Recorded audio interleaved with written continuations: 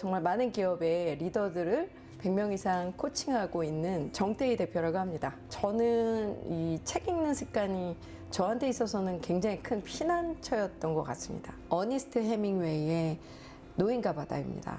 주옥 같은 그러한 멘토링을 해주는 책이라고 생각을 합니다.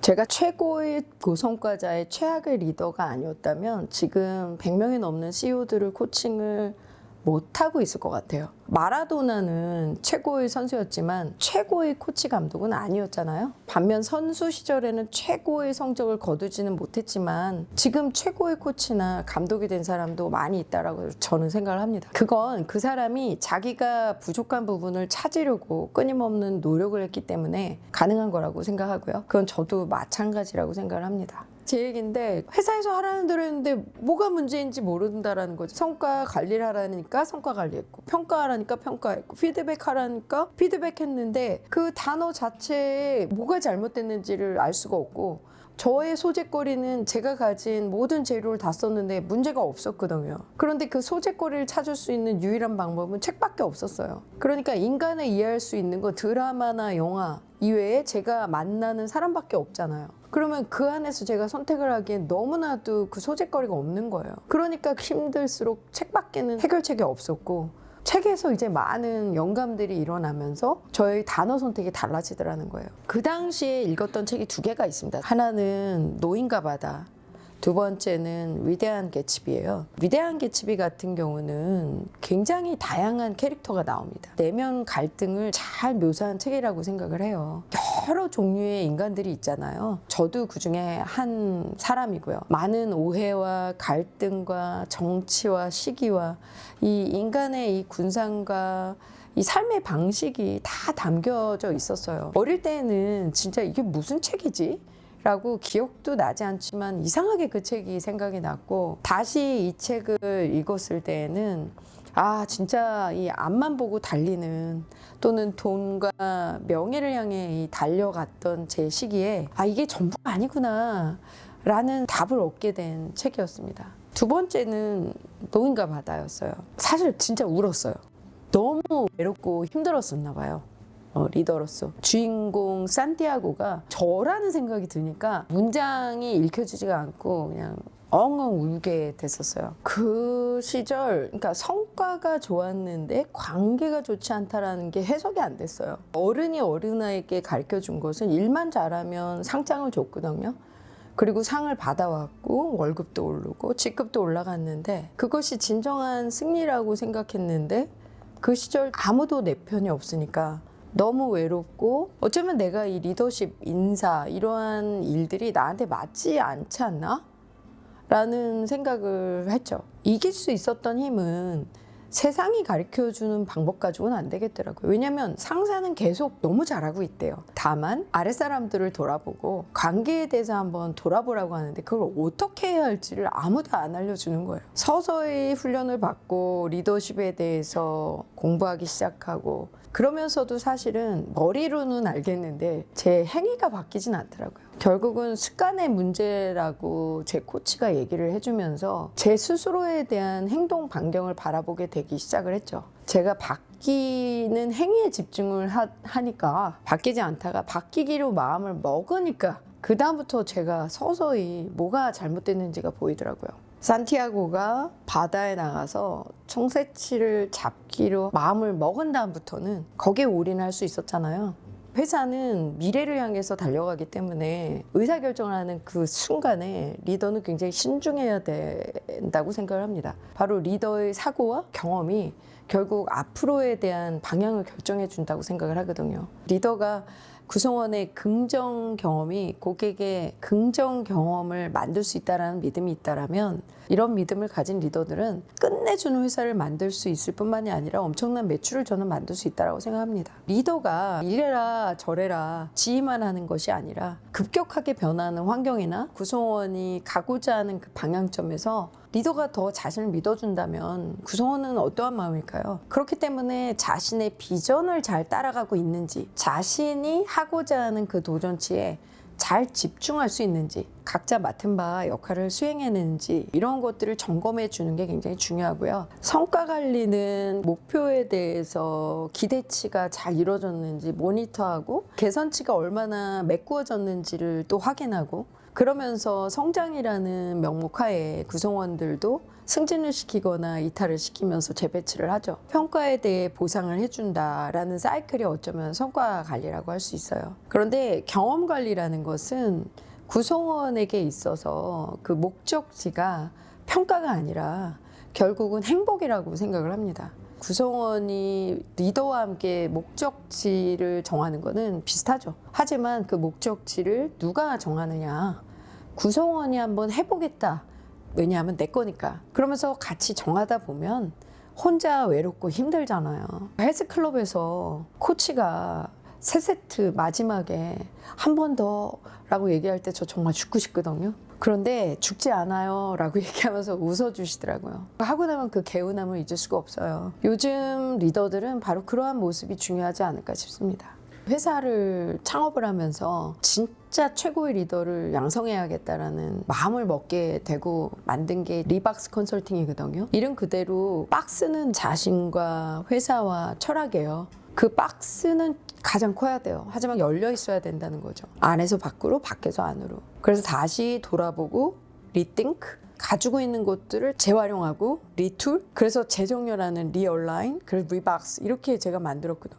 제가 만든 계기가 뭐가 있었냐면 HR을 했던 사람으로서 사람을 자원으로 보면 안 된다는 생각을 했어요. 사람을 사람으로 볼 줄 알 때 성과 관리가 경험 관리로 이어질 수 있거든요. 원어원이라는 걸 하는 행위가 아니라 원어원을 하는 상대 구성원의 마음값에 뭘 기대하는가를 생각하고 원어원을 하는 리더는 반드시 성공합니다. 근데 원어원을 하는 행위로 보는 리더는 얼마나 성과를 이뤄냈는지에 이야기해 주려는 준비를 하고 들어가죠. 그런데 듣고 싶은 말이 무엇일까라고 헤아리고 들어가는 리더는 구성원의 마음의 입장에서 원어원을 한다라는 거예요. 다시 말해서 피드백을 준다라는 것보다는 피드포워드라고 이야기할 줄 알아야 되고요.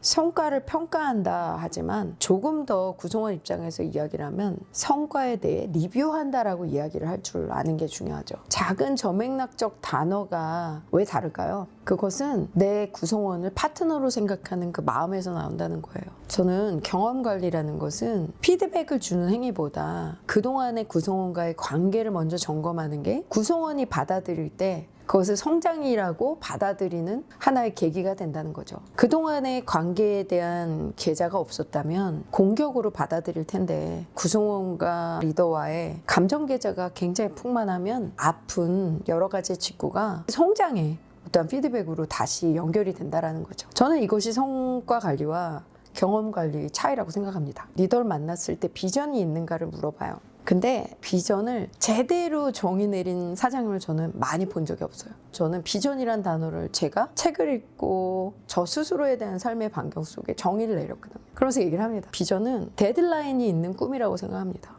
왜냐하면 데드라인이 없으면 남의 거잖아요. 일반적으로 우리가 직장 생활하는 임원들은 전략은 화려한 숫자나 그 기업을 지속 가능하게 만드는 멋진 보고서 안에 있는 재무적인 결과일 수도 있다고 생각을 하죠. 저는 리더십 전문가이기 때문에 명확하게 정의를 내려야 된다고 생각해요. 전략은 가장 중요한 동일한 사안을 구성원에게 동기부여하는 계획이 전략인 거예요. 그렇기 때문에 어떻게 동기부여를 할 것인가가 나오겠죠? 중요한 사안이 무엇인가를 또 얘기해야겠죠? 이렇게 저는 제가 사용하는 단어조차도 굉장히 깊이 들어가는 습관이 책을 읽으면서 생겼던 것 같습니다.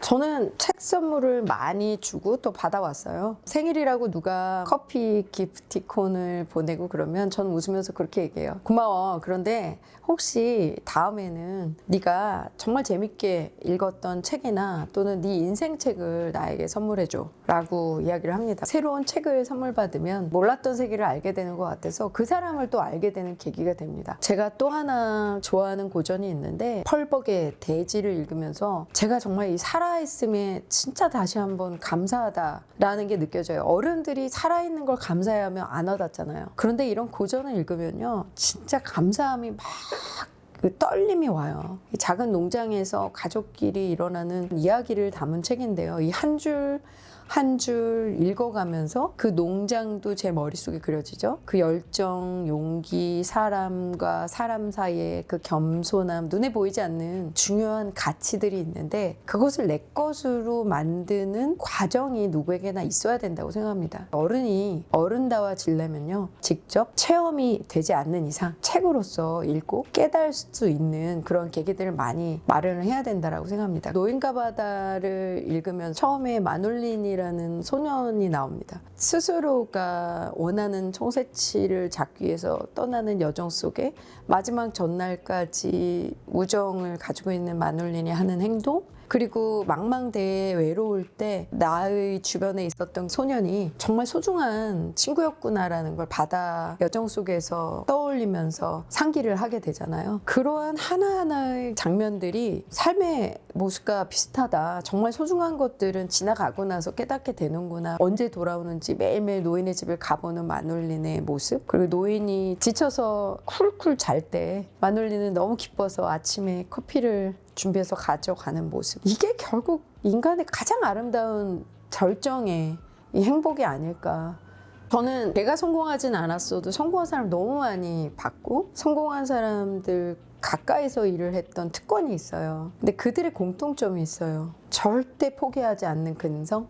저도 제 삶의 여정을 보면 포기하고 싶을 때 모든 것들을 뒤로하고 떠나고 싶고 죽고 싶을 때가 있었어요. 근데 잘했다고 생각하는 게 뭐냐면 끈을 느슨하게 내려놓을지언정 손에 잡은 끈은 놓지 않은 걸 참 잘했구나 라는 생각을 하거든요. 청새치를 잡기 위해서 끝까지 포기하지 않을 거야. 손에 피가 날 정도로 엉망진창이 돼서 80일 이상을 기다리는 여정이 나오잖아요. 결국 내 삶에 있어서 내가 얻겠다라는 건 나의 선택의 문제가 아닐까. 내 의지와 맞서서 내가 원하는 것을 얻는다라는 건 나에게 달렸다라는 거에 대해 내가 나를 포기하면 누가 나를 믿어줄까, 이러한 쪽의 생각의 계기가 됐던, 청새치를 잡을 때 이 손가락이 잘라질 정도의 고통은 있는 것 같아요. 스스로가 원하는 것을 얻는 게 작은 어떠한 성공일지언정 그 성공을 하기 위해서는 그만큼의 값은 있지 않을까? 그 값을 치르는 건 굉장히 정당하다라는 생각을 잘 증명해 주는 게 이 책에서의 스토리인 것 같습니다.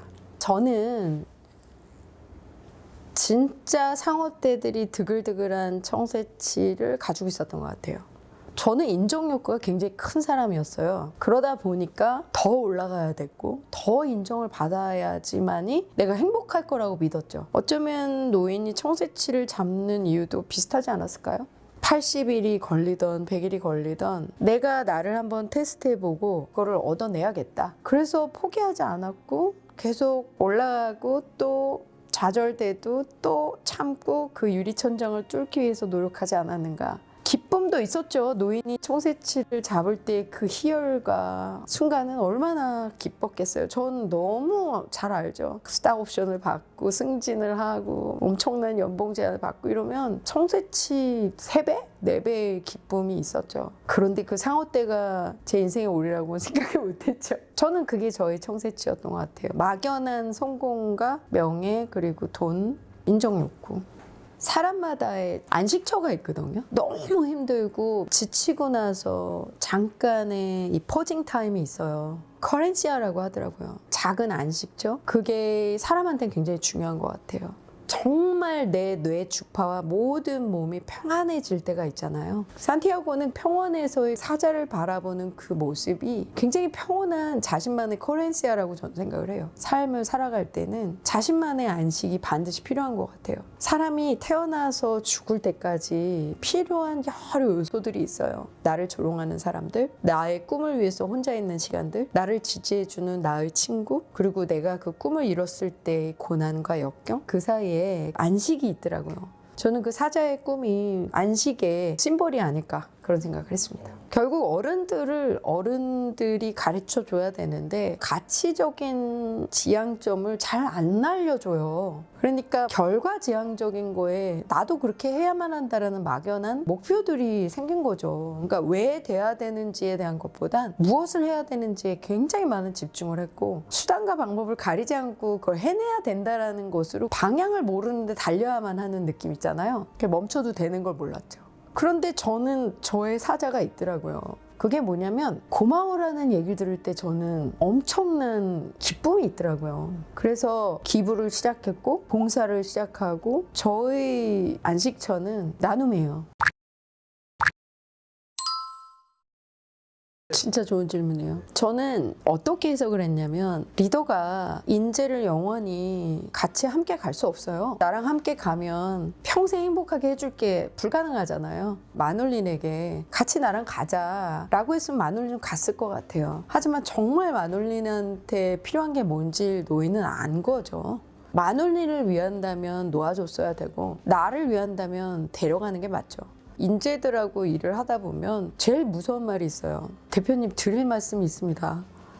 그 말 한마디 제가 진짜 들으면 막 가슴이 철렁 내려앉아요. 그리고 예외 없이 맞아 떨어집니다. 잡고 싶죠. 그와 그녀의 미래와 또 성장과 더 좋은 기회가 있다면 그걸 놓아줄 수 있어야 된다는 거죠. 노이는 다시 출항했을 것 같아요. 다시 출항했지만 청새치를 향하여 가진 않았을 것 같아요. 경험을 했고 상어 때도 만났고 삶이라는 게 지혜가 생기잖아요. 그러면 조금 더 나은 결정을 하게 될 테고, 그래서 80일보단 40일? 청새치보단 더 작은 물고기를 향해서 스스로 만족하면서 생을 마감하지 않았을까라는 생각도 합니다. 잘 죽고 싶습니다. 뭔가 가치를 만들어 놓고 죽고 싶습니다. 의미 있는 가치를 만들고 죽는다는 건 인간으로서 유일하게 할 수 있는 마지막 작품 같아요. 해밍웨이가 마지막에 사자들을 보러 떠났고 자살을 했지만 해밍웨이가 진짜 엄청난 의미 있는 가치를 만들고 죽는다라는 거 알았으면 그런 마지막 결심을 했을까요? 안 했을 것 같아요. 해밍웨이가 마지막 준 선물은 내가 남길 수 있는 것이 있다라는 여운을 저한테 줬거든요. 마지막 날까지 의미 있는 것들을 위해서 최선을 다하는 게 제가 할 수 있는 일이 아닐까라는 생각을 했습니다.